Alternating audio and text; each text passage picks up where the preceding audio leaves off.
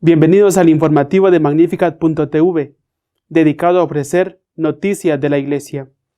Es miércoles 11 de febrero de 2026 y estos son nuestros titulares. Siguiendo con sus catequesis de los miércoles sobre el concilio, el Papa ha rechazado los extremismos, tanto los de los conservadores como los de los liberales. Los seguidores de Monseñor Lefebvre han anunciado que ordenarán nuevos obispos sin el permiso del Papa, lo cual implica que quedarán automáticamente excomulgados. Monseñor Oster, obispo de Passau, ha anunciado que no aplicará en su diócesis los acuerdos adoptados por la Conferencia Sinodal, aprobados hace unos días. Un obispo noruego, claramente conservador, ha sido elegido por el Papa para predicar los ejercicios espirituales a la Curia Vaticana en esta Cuaresma. La organización Carity, que ayuda a los homosexuales que quieren vivir castos, ha recibido el apoyo del Papa al ser sus dirigentes recibidos en el Vaticano. Ni despreciar la tradición, ni quedarse anclados en el pasado, ha dicho el Papa, comentando la Constitución Dei Verbum del Concilio Vaticano II el pasado miércoles. El Papa ha alertado contra el doble peligro del fundamentalismo y el reduccionismo racionalista en la lectura de la palabra, y asegura que un lenguaje anacrónico vuelve ineficaz el anuncio del Evangelio. Continuando con su catequesis sobre el concilio según sus textos, León XIV, en la audiencia general celebrada el miércoles 4 de febrero, ha dedicado su catequesis a profundizar en la constitución conciliar Dei Verbum, insistiendo en que la Sagrada Escritura debe leerse en su contexto histórico y literario, sin caer en interpretaciones fundamentalistas ni espiritualistas. El pontífice ha subrayado que Dios habla en términos humanos a través de las Escrituras, y que su anuncio no puede desligarse ni de su origen divino, ni de las esperanzas y sufrimientos concretos de los creyentes, evitando un lenguaje anacrónico que resulte ineficaz. El Papa ha inaugurado su reflexión recordando que la Constitución Dei Verbum señala en la Sagrada Escritura leída en la tradición viva de la Iglesia, un espacio privilegiado de encuentro en el que Dios sigue hablando a los hombres y a las mujeres de todos los tiempos. León XIV ha invitado a redescubrir la centralidad de la palabra de Dios en la vida eclesial, no como un texto del pasado, sino como un acontecimiento vivo, capaz de interpelar la existencia concreta de los fieles en el presente. El pontífice ha insistido en que los textos bíblicos no fueron escritos en un lenguaje celestial o sobrehumano, sino en palabras comprensibles para el hombre. Por ello, Dios ha elegido hablar mediante lenguajes humanos, sirviéndose de distintos autores inspirados por el Espíritu Santo. León XIV ha alertado contra una lectura reductiva que olvida el origen divino de la Escritura y la trata únicamente como un texto del pasado, o como mero objeto de análisis técnico, especialmente cuando se proclama en el contexto de la liturgia, ha explicado. La Escritura pretende hablar a los creyentes de hoy, tocar su vida presente con sus problemáticas, iluminar los pasos a seguir y las decisiones que tienen que asumir.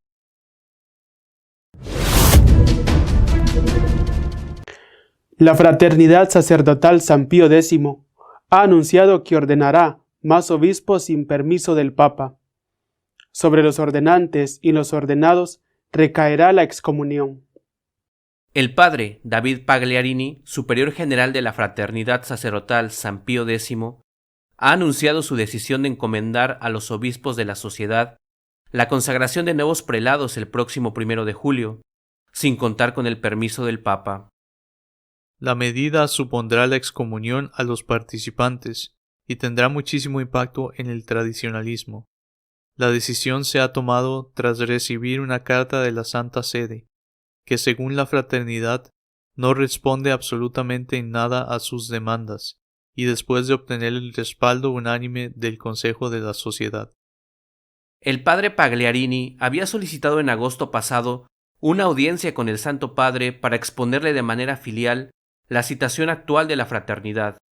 En una segunda carta, abordó la necesidad de la organización de asegurar la continuidad del ministerio de sus obispos, quienes desde hace casi 40 años recorren el mundo para atender a los numerosos fieles vinculados a la tradición de la Iglesia y que desean recibir los sacramentos del orden y la confirmación para el bien de sus almas.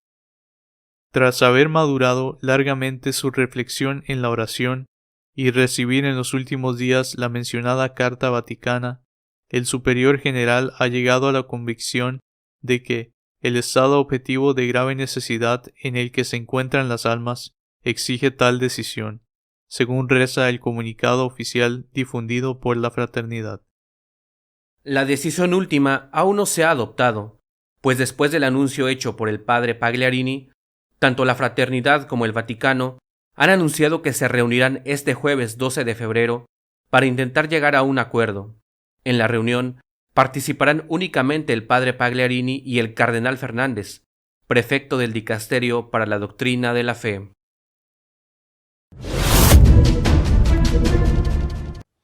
Passau se une a Ratisbona y a Colonia, y no aplicarán los acuerdos adoptados en la Conferencia Sinodal Alemana, según ha anunciado su obispo, Monseñor Oster.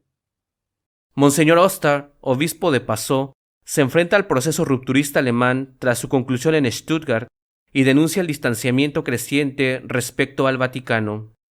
El prelado bávaro advierte de que las reformas planteadas alterarían la esencia misma del catolicismo y lo acercarían al protestantismo.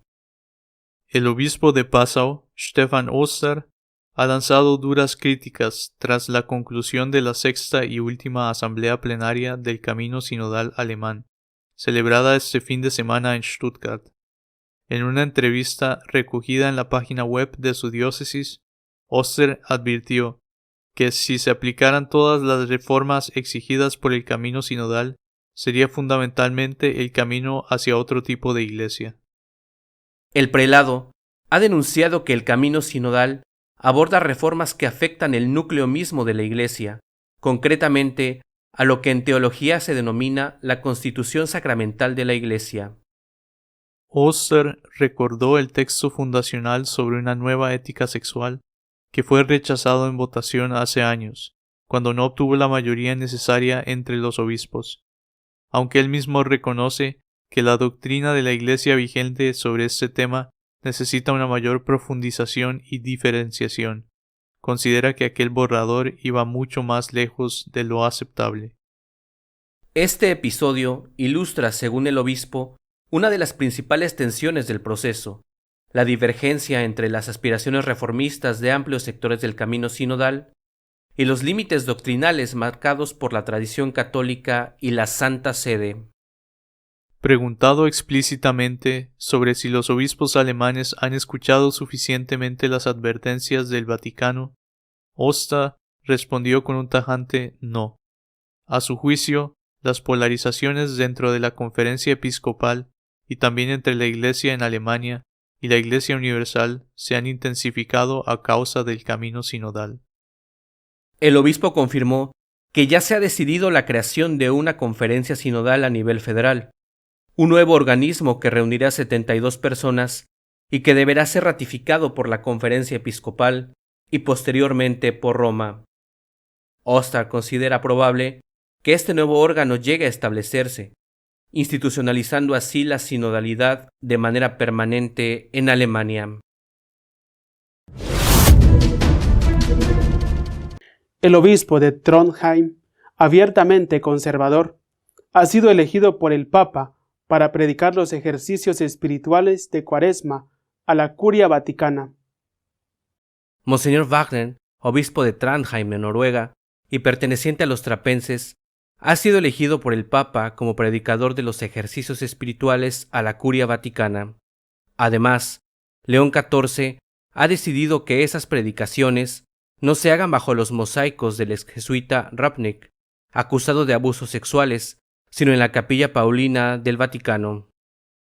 Las meditaciones, que llevarán por título Iluminados por una gloria escondida, se impartirán entre el 22 y el 27 de febrero. Están invitados a participar los cardenales residentes en Roma y los jefes de los dicasterios. La elección de Wagner supone una apuesta por un perfil poco convencional. Nacido en Noruega en 1974, este monje trapense es autor de libros de espiritualidad, como su reciente obra Heridas que sanan.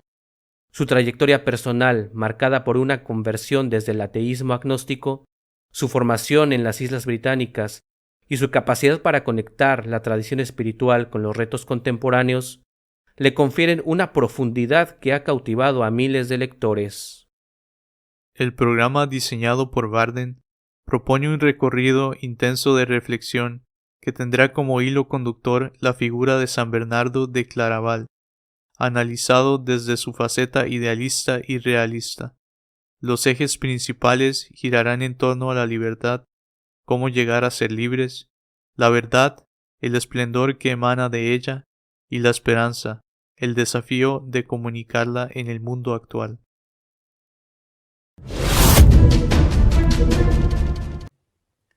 Courage, la principal asociación de apoyo a los homosexuales que quieren ser castos, ha recibido el apoyo del Papa en una audiencia concedida a sus dirigentes. Estamos profundamente agradecidos por el tiempo del Santo Padre, su aliento y la paz y alegría que este encuentro trajo a nuestro personal y miembros, han declarado los dirigentes de Courage tras ser recibidos por León XIV en el Vaticano. El encuentro, calificado de histórico por la organización, supone un respaldo explícito a su labor pastoral en un momento de intenso debate eclesial sobre la atención a personas LGBT. Es histórico porque un encuentro de este tipo no se había dado en el pasado pontificado, y en cambio sí, recurrente y publicitadamente los de James Martin, por ejemplo. A la audiencia asistieron el obispo Frank J. Caggiano de Bridgeport, presidente del Consejo Episcopal de Courage, el padre Kyle Schnippel, sacerdote de la Arquidiócesis de Cincinnati y presidente del Consejo Ejecutivo de Courage International, el padre Brian Gannon, director ejecutivo del apostolado, y Angelo Sabella, miembro de Courage desde hace 31 años. Fundado en 1980 por el difunto padre John F. Harvey en Nueva York, Courage ha experimentado un crecimiento sostenido durante los últimos 45 años. Avalado por el Pontificio Consejo para la Familia en 1994, el apostolado atiende hoy a miembros en todo el mundo. Actualmente Courage cuenta con más de 160 grupos en 15 países.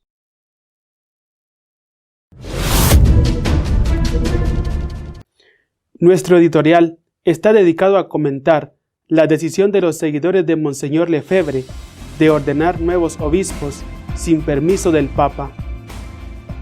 Por si no fuera poco el gravísimo problema planteado por los alemanes con la aprobación de los estatutos de la llamada Conferencia Sinodal, que es la conclusión del camino sinodal. Por si no fuera poco ese problema, esta semana ha estallado uno nuevo. El superior general de la Fraternidad San Pío X, los lefebrianos, el padre Pagliarani, ha anunciado que, salvo que el Vaticano acepte algunas de sus reivindicaciones, el próximo día 1 de julio van a ordenar nuevos obispos. Esto supondría de forma inmediata la renovación del cisma, un cisma que nunca se ha terminado de resolver, la excomunión de los obispos consagrantes, en este momento los lefebrianos tienen 2 obispos, y de los nuevos obispos. Estaría retrotrayendo la situación al año 1988, cuando Monseñor Lefebvre, con algunos obispos concelebrantes, ordenó 4 obispos. Hay que recordar un poquito la historia para entendernos. El concilio termina en el año 1965. Monseñor Lefebvre es uno de los padres conciliares, es uno de los obispos que participaron en el concilio. Y todo parece indicar que al menos algunos de los decretos de las constituciones del concilio fueron aprobadas y votadas por él. Año 1965. Pero ¿qué sucede a continuación? Empieza lo que se llama la deriva conciliar, motivada por la aplicación del llamado espíritu del concilio, es decir, la hermenéutica de ruptura, no la hermenéutica de continuidad. El concilio leído, interpretado y aplicado en continuidad con la palabra de Dios y en continuidad con la tradición de la Iglesia, sino la hermenéutica de ruptura. Vamos a hacer una iglesia nueva y lo que es de antes del concilio no nos interesa. Lo estoy diciendo de forma muy salvaje, pero esta es la realidad en último término. Ante esta aplicación en tantos sitios de esta hermenéutica, de esta interpretación del concilio en ruptura con lo anterior, en 1970, Monseñor Lefebvre funda la Fraternidad San Pío X y rechaza sobre todo dos documentos del concilio, el documento sobre la libertad religiosa y el documento sobre la liturgia. Y funda la Fraternidad para, entre otras cosas, mantener la celebración de la liturgia tradicional. Por tanto, año 65 concilio, año 70 fundación de la Fraternidad San Pío X, y luego aún pasan muchos años, hasta el año 88, en que en la ciudad francesa de Écon, yo estuve allí, enviado por el periódico para el que trabajaba en ese momento, el diario ABC, como periodista y testigo de lo que estaba ocurriendo, porque era un cisma. En ese momento se ordena, Lefebvre ordena 4 obispos y le recae sobre él y sobre ellos recae la excomunión de forma automática. Bueno, la ruptura parecía definitiva, irremediable. Sin embargo, empezaron a darse pasos de reconciliación. Si no recuerdo mal, en el año 2009, Papa Benedicto XVI levanta la excomunión a los obispos que habían sido excomulgados y posteriormente el Papa Francisco, también hay que decirlo porque es la verdad, permite a los sacerdotes, obispos lefebrianos, les permite que por ejemplo, sus confesiones sean válidas. Va un católico a confesarse con ellos, eso es válido, les permite que puedan los católicos ir a sus misas, aunque no se recomiende, pero que puedan hacerlo, incluso permite que los matrimonios que ellos celebren sean reconocidos por la Iglesia. Pasos de reconciliación. Y en este contexto surge esta noticia. El superior general de los lefebrianos, Padre Pellegrani, ha dicho que han fracasado las negociaciones, que se han seguido manteniendo todo este tiempo, que ha pedido incluso una entrevista con el Papa que no se la han concedido y que ante el envejecimiento de los 2 obispos que quedan, de aquellos 4 que fueron ordenados por Lefebvre en el 88, como no quieren dejar a su fraternidad y a sus fieles sin un obispo, pues ha decidido ordenar nuevos obispos que, si no hay un acuerdo con el Papa, inmediatamente quedarán excomulgados. Se retrotrae la situación de nuevo al año 88. Un cisma, aunque no sé si técnicamente sea este el nombre que le corresponde. Inmediatamente después de esto se ha sabido que para intentar salvar in extremis la situación va a tener lugar una reunión en el Vaticano entre el superior general de los lefebrianos, Paglianani, con el cardenal Fernández, prefecto de doctrina de la fe. Va a ser esta semana que viene. Bueno, no sé qué va a ocurrir, no sé si se logrará un acuerdo o no. Se habían oído voces en los años pasados, quizá esto lo descarte completamente, no lo sé, se había oído hablado de la posibilidad de que se creara un ordinariato para todos los tradicionalistas, no solamente para los lefebrianos, para todos los que quieren seguir la misa en el rito antiguo, del mismo modo al que se creó por el Papa Benedicto XVI para los anglicanos que dejaban el anglicanismo debido a la deriva doctrinal terrible que está viviendo esa comunidad eclesial. Había hablado de esto. Repito, no sé si esta podía ser una solución válida o si esto ya con este anuncio queda completamente descartado. Mientras tanto sigue la cuestión alemana. La aprobación la semana pasada de los estatutos de la conferencia sinodal, que es la continuidad del Consejo Sinodal, que fue rechazado tajantemente por el Vaticano, y ellos maniobraron para crear otra cosa, que es incluso peor que la anterior, porque en la anterior, en el Consejo Sinodal que fue rechazado, los obispos estaban representados con derecho a voto tanto como los laicos, mitad de obispos, mitad de laicos, todos con derecho a voto. Ahora es peor, los obispos son solo un tercio, los miembros de la conferencia sinodal, un tercio de los que tienen derecho a voto, los otros 2/3 son laicos, con la excepción de 2 representantes de los religiosos. Bueno, pues los estatutos de la conferencia sinodal, aprobados la semana pasada, ahora tienen que tener el visto bueno de los obispos alemanes. Se reúnen a finales de febrero para ver estos estatutos y para también votar un nuevo presidente, porque el actual presidente, Monseñor Batzin, ya ha dicho que no quiere renovar al frente de este cargo, no quiere ser elegido al frente de este cargo. Bueno, y después tendrá que ser aprobado por el Vaticano. Justo unos días antes de que se reúnan los obispos, en este mes de febrero, un delegado del episcopado alemán, el obispo de Essen, que es uno de los más radicales defensores del camino sinodal y que posiblemente va a ser el sucesor de Batzin al frente de la conferencia episcopal, va a viajar al Vaticano para entrevistarse con el prefecto del dicasterio para los obispos, Monseñor Iannone. Los dos.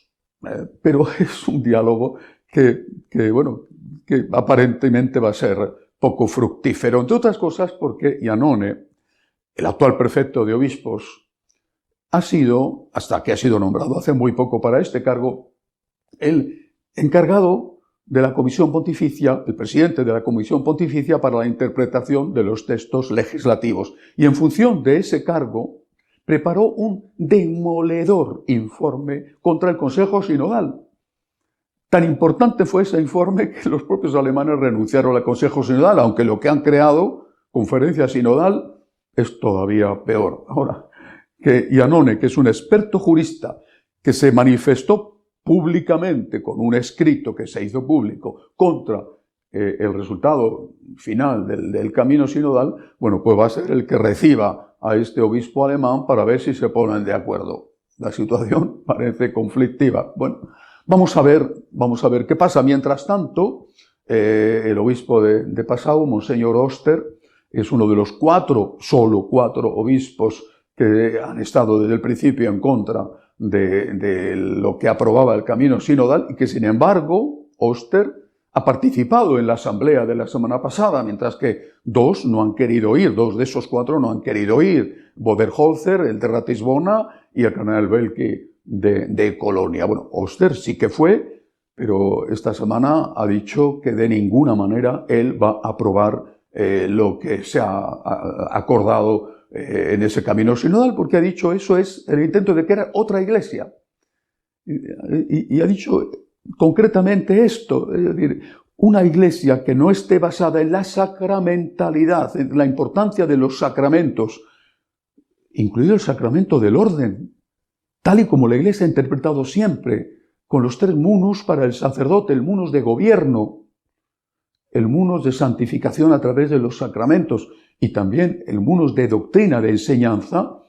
Una iglesia que no está basada en la sacramentalidad, ha dicho, es una iglesia que nos acerca a los hermanos protestantes. Hablando en claro, esta no es ya una iglesia católica. Él no va, aunque ha estado en la asamblea sinodal, él no va a llevar en su diócesis estos acuerdos a cabo.